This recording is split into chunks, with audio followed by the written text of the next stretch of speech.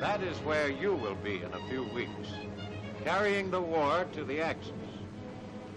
This is what you must learn in a short time to beat the Axis. You will take our bombers through to smash the Axis.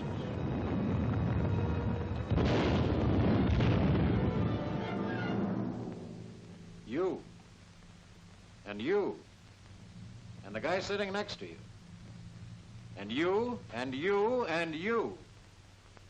Every man in gunnery school must want to be a gunner. Otherwise, he'll waste his time and ours. Every man must want to get into this fight, win it, and finish it. He must want the added rank and pay of an automatic sergeancy at the end of only 5 quick weeks. He must want his badge of courage and skill, the gunner's wings, which prove him a flying fighter. You'll be wondering exactly what you will do in gunnery school. When you first report, you'll be assigned to a small group of men called a flight.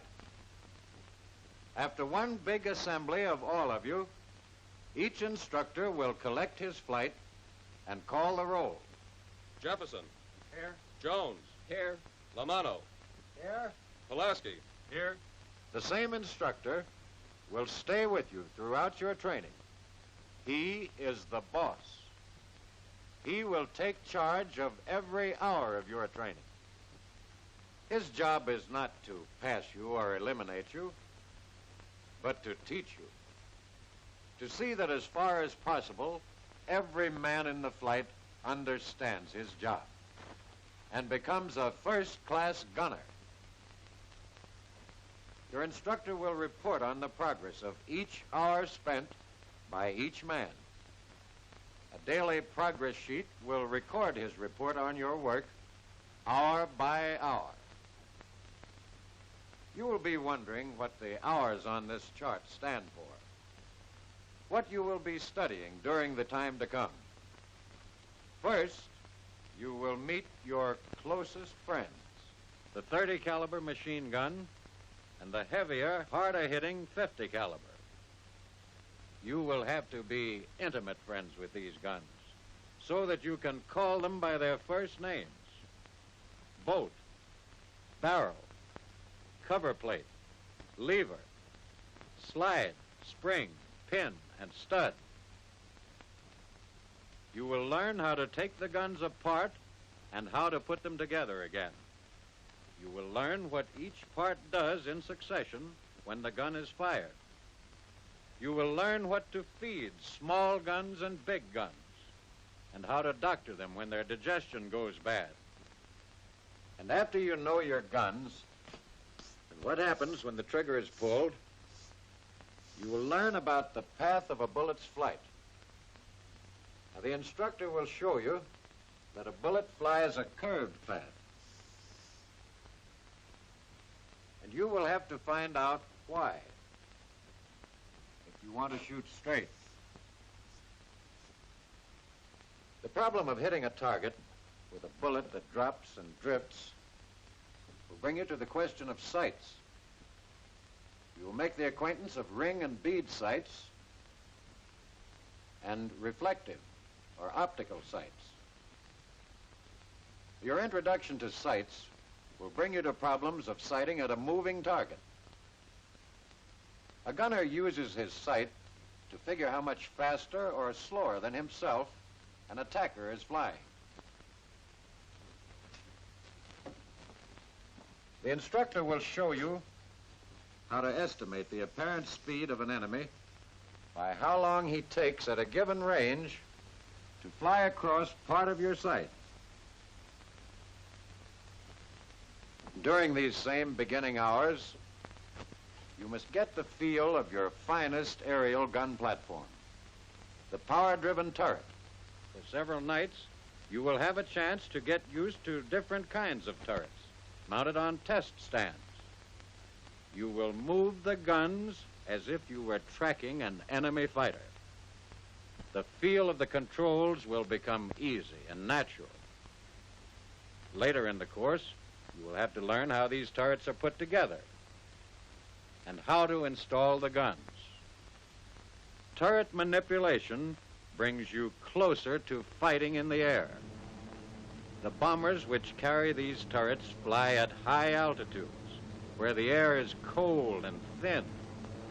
A medical officer will tell you what clothes and equipment keep you fit to fight high upstairs.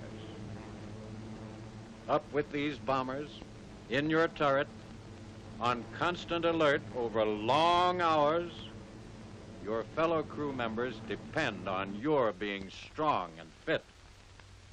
You will have the chance to prepare yourself for this, too, in gunnery school. By this time, you will be ready to start firing guns at moving targets. First, with a BB machine gun at an indoor range, you will begin to learn how to aim ahead of your target if you want to hit it. Then, outdoors on the skeet range, with 12-gauge shotguns, tracking and leading the target will become instinctive.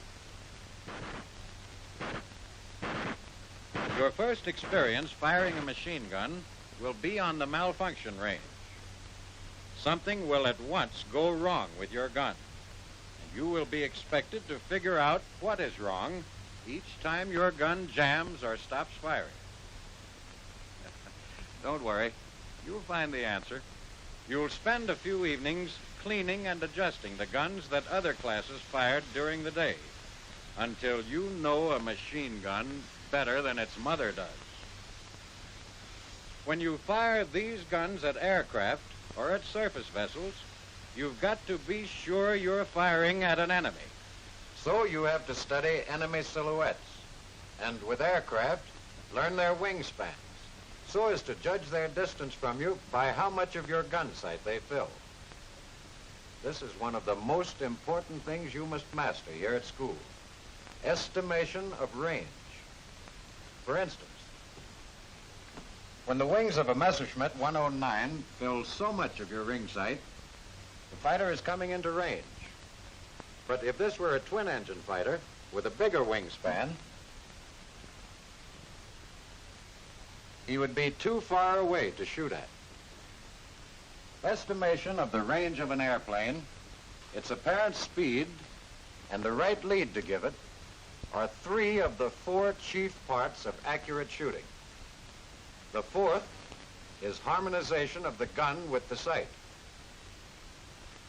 You sight your target along a straight line.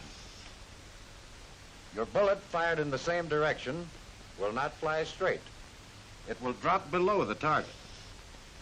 So the gun must be pointed up. Then the bullet will drop into the target.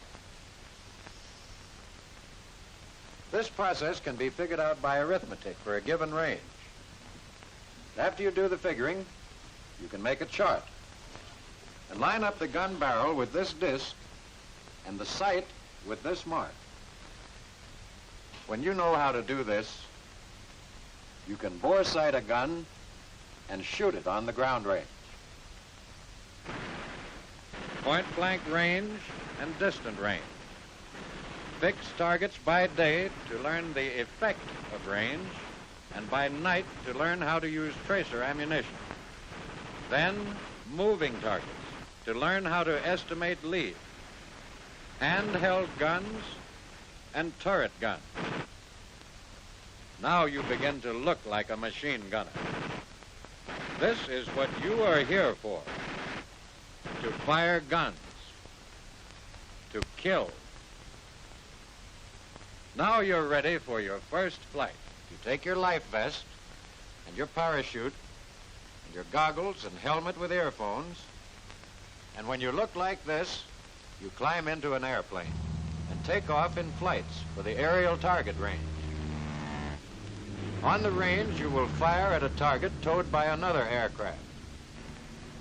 The target will first go at the same speed as your airplane, at different ranges. Then your airplane will go faster than the target, and then slower. You will cross below the target and then above it to test your judgment of lead range, and speed. But this air firing won't take up all your time. The rest of the day, you can practice turret maintenance and gun installation. Back in the classroom for further study, you must learn visual signals needed for communication with blinkers in International Morse code. In a darkened projection room, entertaining trainers are used to improve your shooting at moving aircraft targets shown on a screen. This will give you good practice and a lot of fun finding out how to lead a fighter coming in for an attack. At the end of your course, you will fly in formation to practice gunnery control and gunnery tactics.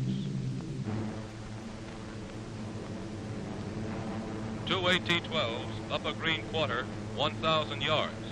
All gunners on target.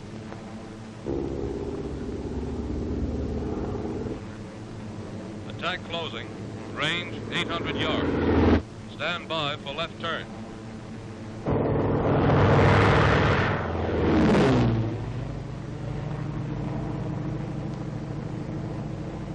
This is only make-believe, for practice.